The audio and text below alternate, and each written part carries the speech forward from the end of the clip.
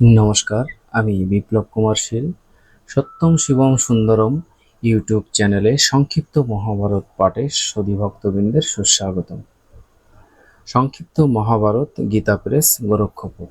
সত্যম Shivam Sundaram YouTube চ্যানেলে ভিডিওগুলো ভালো লাগলে অবশ্যই চ্যানেলটি সাবস্ক্রাইব করে দেবেন এবং ভিডিওর লিঙ্কগুলো পরিচিত জনের মাঝে শেয়ার করে দেওয়ার জন্য বিশেষভাবে অনুরোধ থাকবে। তো চলুন শুরু করা যাক। সংক্ষিপ্ত মহাভারত গীতা প্রেস, গোরক্ষপুরের। পরীক্ষিতের মৃত্যুর কারণ। শ্রী শৌনক বললেন, সুতনন্দন, রাজা জন্মেজয় উতঙ্কের কথা শুনে পিতা পরীক্ষিতের মৃত্যুর কারণ সম্বন্ধে যা জিজ্ঞাসা করেছিলেন বিস্তারিতভাবে সেটি আমাদের বলুন।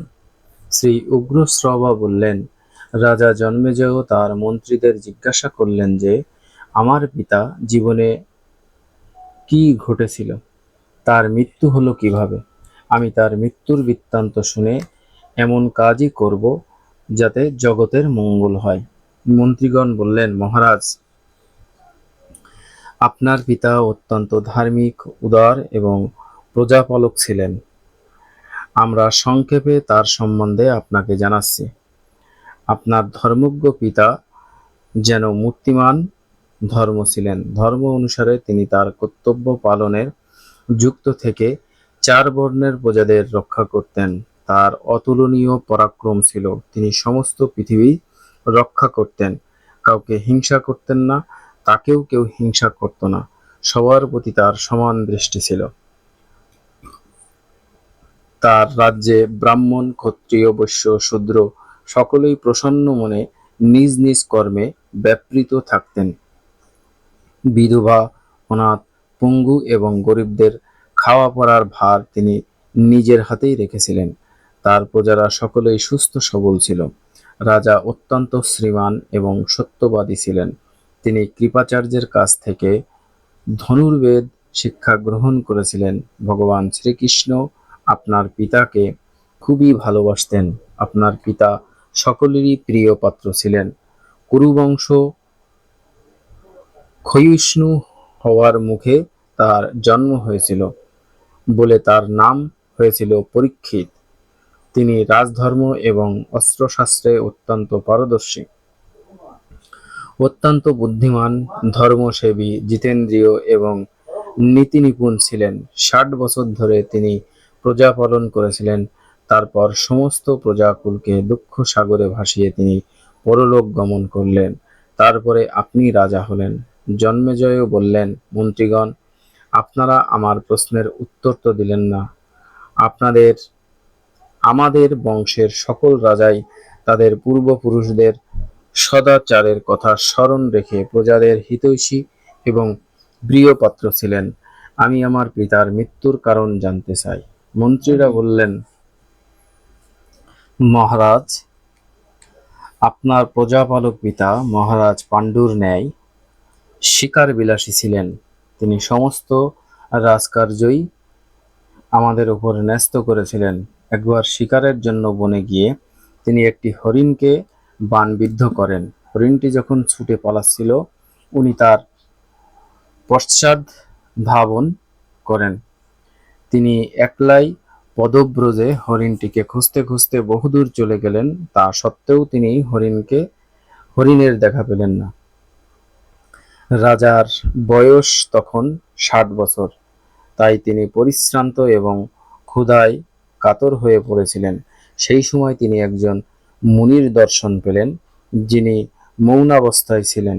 রাজা তাকে প্রশ্ন করলে মুনি কোনো উত্তর দিলেন না। রাজা ক্ষুধা, তৃষ্ণা এবং পরিশ্রমে কাতর ছিলেন, তাই মুনি কথা না বলায় তিনি অত্যন্ত ক্রুদ্ধ হলেন। তিনি বুঝতে পারেননি যে ঋষি মৌনী হয়ে অবস্থান করেছেন। তিনি ক্রোধ ভরে এক মৃত সাপকে ধনুকের এক ধার দিয়ে তুলে ঋষির কাঁধের উপর ফেলে দিলেন। মৌনী ঋষি রাজার এই কাজে ভালো মন্দ কিছুই বললেন না। তিনি শান্ত হয়ে বসে থাকলেন। রাজা এরপর রাজধানীতে ফিরে এলেন। সেই ঋষি শমিকের পুত্রের নাম ছিল শৃঙ্গী। তিনি ছিলেন অত্যন্ত তেজস্বী এবং শক্তিশালী। মহা তেজস্বী শৃঙ্গী যখন তার বন্ধুর কাছ থেকে এই কথা শুনলেন যে রাজা পরীক্ষিত তার পিতার মৌন ও নিশ্চল অবস্থায় থাকাকালীন তাকে অপমান করেছে। তখন তিনি রেগে জ্ঞানহারা হয়ে গেলেন। তিনি হাতে জল নিয়ে আপনার পিতাকে পরীক্ষিতে অভিশাপ দিলেন, যে ব্যক্তি আমার নিরপরাধ পিতার কাঁধে মৃত সাপ জড়িয়েছে, সেই দুষ্ট ব্যক্তিকে তক্ষক নাগ ক্রোধান্বিত হয়ে 7 দিনের মধ্যে বিষে জর্জরিত করে দেবে। লোকে দেখুক আমার তপস্যার কি ক্ষমতা। এই সাপ দিয়ে শৃঙ্গি তার পিতার কাছে গিয়ে সব কথা জানালেন। শমিক মুনি এই সব শুনে একটুও খুশি হলেন না। তিনি তখন তাকে সুশীল ও গুণী শিষ্য গৌরমুখকে আপনার পিতার কাছে পাঠালেন। গৌরমুখ আপনার পিতা পরীক্ষিতের কাছে গিয়ে বললেন, রাজন, আমাদের গুরুদেব আমাকে আপনার কাছে পাঠিয়েছেন, কারণ ঋষির পুত্র আপনাকে অভিশাপ দিয়েছে। আপনি যেন সাবধানে থাকেন। তক্ষক নাগ 7 দিনের মধ্যে তার ভয়াবহ বিষে আপনার মৃত্যু ঘটাবে। আপনার পিতা সতর্ক হয়ে রইলেন। 7ম দিনে তক্ষক যখন আসছিল, তখন তার সঙ্গে কশ্যপ নামক এক ব্রাহ্মণের সঙ্গে সাক্ষাৎ হলো। তখন তাকে জিজ্ঞাসা করলেন, ব্রাহ্মণদেব, আপনি এত তাড়াতাড়ি করে কোথায় যাচ্ছেন? কশ্যপ উত্তর দিলেন, আজ রাজা পরীক্ষিতকে তক্ষক সাপ বিষে জর্জরিত করবে, তাই সেখানে যাচ্ছি। আমি তাকে তৎক্ষণাৎ জীবিত ফিরিয়ে দেব। আমি সেখানে পৌঁছে গেলে সাপ তাকে কামড়াতেও পারবে না। তক্ষক বলল, আমিই তক্ষক। আমার দ্বারা রাজাকে কামড়াবার পরে আপনি তাকে বাঁচাতে চাইছেন কেন? আমার শক্তি দেখুন। আমি কামড় দেবার পর আপনি তাকে বাঁচাতে সক্ষম হবেন না। এই কথা বলে তক্ষক এক বৃক্ষকে ছোবল মারল। তৎক্ষণাৎ সেই বৃক্ষটি পুড়ে ছাই হয়ে গেল। কশ্যপ ব্রাহ্মণ তার বিদ্যার সাহায্যে সেই বৃক্ষকে তখনই ফুলে ফলে ভরিয়ে তুললেন। তখন তক্ষক ব্রাহ্মণকে প্রলোভিত করতে লাগলেন। সে বলল, তুমি যা চাও আমার কাছ থেকে নিয়ে যাও। ব্রাহ্মণ বললেন, আমি তো অর্থের জন্যই ওখানে যাচ্ছি। তক্ষক বলল, তুমি রাজার কাছ থেকে যত অর্থ আশা করো আমার থেকে তাই নিয়ে নাও আর এখান থেকে ফিরে যাও। তক্ষকের এই কথায় কশ্যপ ব্রাহ্মণ প্রভূত অর্থ নিয়ে সেখান থেকে ফিরে গেলেন। তারপর তক্ষক ছলনা করে পরীক্ষিতের মহলে এসে আপনার সতর্ক ধার্মিক পিতাকে বিষে জর্জরিত করে মেরে চলে গেল। তারপরে আপনার রাজ্যাভিষেক হলো। এই সব অত্যন্ত দুঃখপ্রদ ঘটনা, কিন্তু আপনি শুনতে চাওয়ায় আপনার নির্দেশে এই কথা বললাম। তক্ষক আপনার পিতাকে দংশন করেছিল এবং উতঙ্ক ঋষিকেও খুব কষ্ট দিয়েছিল। এবার আপনার যা করা উচিত মনে করেন তাই করুন। জন্মেজয় বললেন, মন্ত্রীগণ, তক্ষক দংশন করায় বৃক্ষের ভস্ম হওয়া এবং তারপর তা আবার জীবিত হয়ে যাওয়া খুবই আশ্চর্যের কথা। একথা আপনারা কোথায় শুনলেন? তক্ষক অবশ্যই খুব খারাপ কাজ করেছে। সে যদি অর্থ দিয়ে ব্রাহ্মণকে ফিরিয়ে না দিত, তাহলে তিনি আমার পিতাকে নিশ্চয়ই রক্ষা করতেন। ঠিক আছে, আমি তাকে শাস্তি দেব।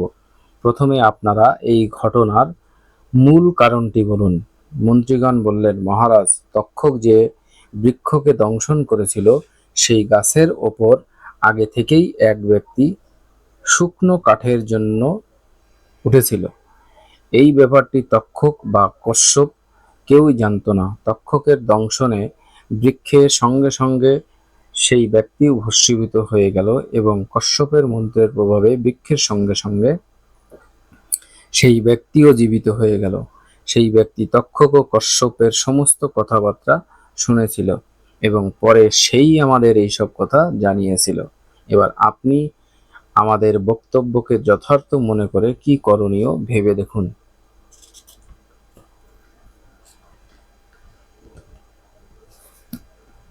সর্পযজ্ঞের সিদ্ধান্ত গ্রহণ ও যজ্ঞের সূচনা। উগ্রশ্রবা বলতে লাগলেন, শৌনক ঋষিগণ, পিতার মৃত্যুর কাহিনী শুনে জন্মেজয় অত্যন্ত দুঃখিত হলেন। তিনি ক্রুদ্ধ এবং অস্থির চিত্ত হয়ে উঠলেন। শোকগ্রস্ত হওয়ায় তিনি উষ্ণ দীর্ঘশ্বাস ফেলতে লাগলেন। চোখ জলে ভরে এলো।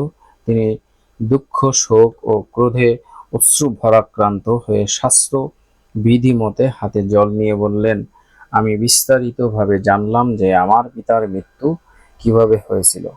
যে দুরাত্মা তক্ষকের জন্য আমার পিতার মৃত্যু হয়েছিল, আমি নিশ্চিতভাবে তার প্রতিশোধ নেব।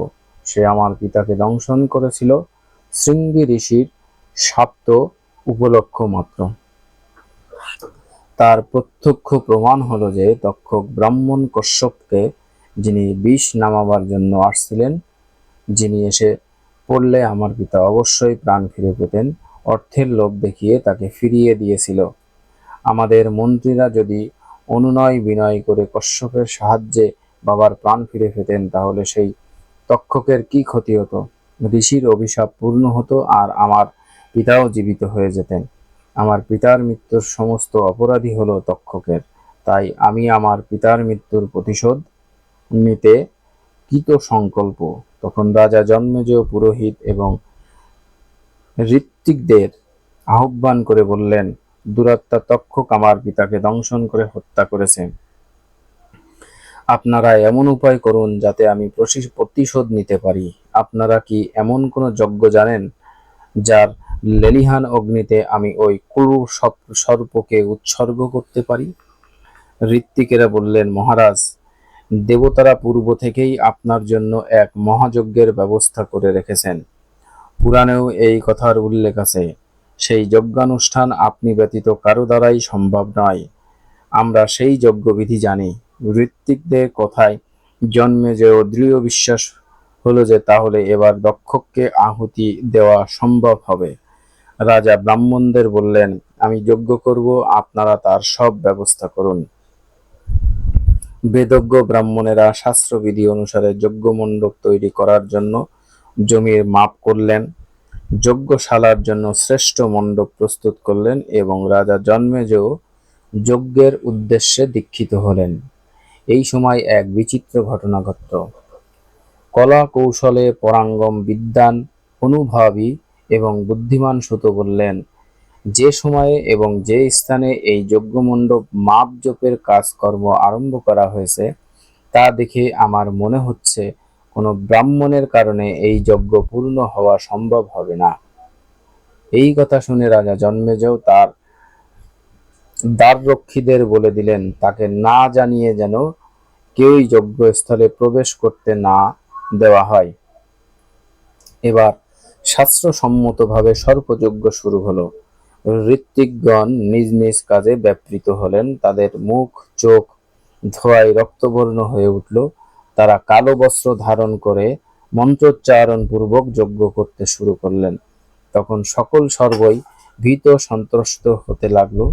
তারপর বেচারি সর্পরা গর্জন করে করে লাফিয়ে দীর্ঘশ্বাস নিয়ে লেজ ও ফণা জড়িত হয়ে আগুনের মধ্যে এসে পড়তে লাগলো। সাদা, কালো, নীল, হলুদ, ছোট বড় সর্বপ্রকারের সর্প আর্তনাদ করতে করতে আগুনের মধ্যে পড়তে লাগলো। কোনো সর্প 4 ক্রোশ লম্বা, আবার কেউ বা গরুর কানের মতো ছোট। উপর থেকে কুণ্ডের মধ্যে আহুতি হয়ে পড়তে লাগলো। সর্পযজ্ঞের হোতা ছিলেন চাব্বন বংশীয় চণ্ডু ভার্গব, কচ্ছ, উদ্গাতা, জৈমিনী ব্রহ্মা, সাঙ্গবর এবং পিঙ্গল ছিলেন অধৈর্য। পুত্র এবং শিষ্যকুল সহ ব্যাসদেব, উদ্দালক, প্রমতক, শ্বেতকেতু, অসিত, দেবল প্রমুখ উপস্থিত ছিলেন। নাম ধরে ধরে আহুতি দিতেই বড় বড় ভয়ানক সর্পগুলি এসে অগ্নিকুণ্ডে এসে পড়ে যেতে লাগলো। সর্পদের চর্বি এবং মেদের ধারা গড়িয়ে পড়তে লাগলো। তীব্র দুর্গন্ধ চতুর্দিকে ছেয়ে গেল এবং সর্পদের চিৎকারে আকাশ বাতাস ভরে উঠল। তক্ষক এই খবর পেল এবং ভীত সন্ত্রস্ত হয়ে ইন্দ্রের শরণাগত হয়ে বললেন, দেবরাজ, আমি অপরাধী, ভীত হয়ে আপনার শরণ নিয়েছি, আপনি আমাকে রক্ষা করুন। ইন্দ্র প্রসন্ন হয়ে বললেন, আমি তোমার রক্ষার জন্য আগে থেকেই ভগবান ব্রহ্মার কাছে অভয় বচন দিয়ে রেখেছি। সর্বযজ্ঞে তোমার কোনো ভয় নেই, তুমি দুশ্চিন্তাগ্রস্ত হও না। ইন্দ্রের কথা শুনে তক্ষক আনন্দিত মনে ইন্দ্রভবনেই বাস করতে লাগলেন।